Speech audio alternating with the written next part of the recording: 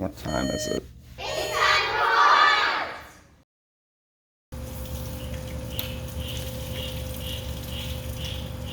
Oh, hey, 4th and 5th grade. Welcome back. Today is the end of our journey through art history. What I want us to do today is learn about Piet Mondrian, one of the fathers of modern art. Teaching abstract art is kind of weird. Just the concept of abstract is hard to teach. The most famous abstract artist in the world is Pablo Picasso. I teach a Pablo Picasso assignment to my kindergarten and 1st grade students with my Year A lesson plans. So the next most famous abstract artist has got to be Mondrian. Whenever I teach abstract art, I like to use this example of a cow by artist Roy Lichtenstein. It kind of shows you a cow that is representational. It's not a photograph of a cow. No one would think this was real life. So it's already a little abstracted in that sense. But in the next 2 pictures, we start to see the artist really having fun with it and breaking it down and eliminating extraneous lines and shapes to the point where it looks like this. The second picture actually still kind of looks like a cow if you're using your imagination, but by the 3rd picture, it's really hard to see that that used to be a cow. Well, that's kind of how Mondrian's abstractions work. He simplifies and reduces his subjects down to very base blacks and whites and a little bit of gray, and he reduces everything to the primary colors, red, yellow, and blue. Mondrian was a Dutch artist born in the Netherlands. His father and his uncle were both artists and art teachers, so he spent his early years around artists. Like Picasso, he's one of the grandfathers of the abstract art movement of the 20th century. Abstract art uses shapes, colors, and forms in unique ways, in ways that are non-representational, as opposed to a picture of a tree or a person. Like many artists, Mondrian did have formal training. He didn't just make simple shapes out of nowhere. He studied the basics. His early artwork looks representational. It's lots of landscapes and trees. But after he got tired of that, he wanted to create something new.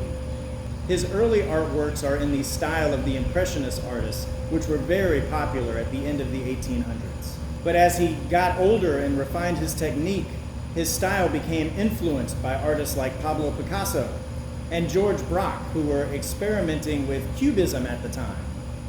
And after being influenced by Picasso and George Braque, he was influenced further by the art of Bart van der Leck.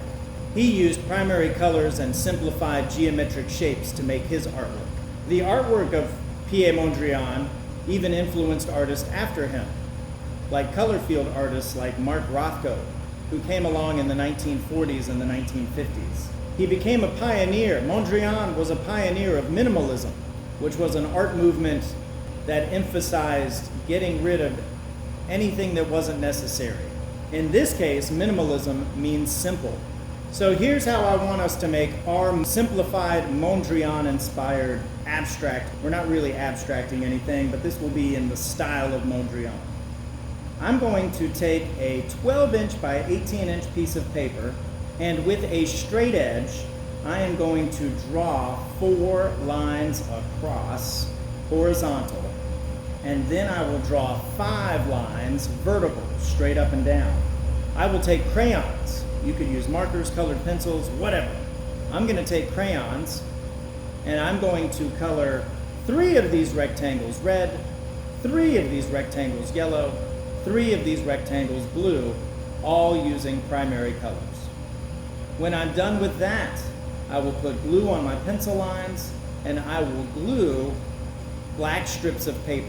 Part of what makes this assignment neat to me is that the black strips can be different thickness, different widths. You can have some that are thick, some that are skinny, and that's great. You can make lines that might be a little diagonal or crooked. You can fix those with a thick black strip of paper.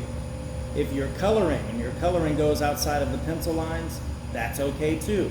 You can cover those little imperfections up with black strips of paper. Here's what mine looks like. I can't wait to see what yours looks like. Here is my last pro tip. Today's pro tip: do what makes you happy. Painting a mural makes me happy. If it didn't make me happy, I wouldn't do it. For some kids, when they were helping me, they were stressed out. They were being perfectionists, and I could tell that instead of it being calming and therapeutic, it was kind of making them a bundle of nerves.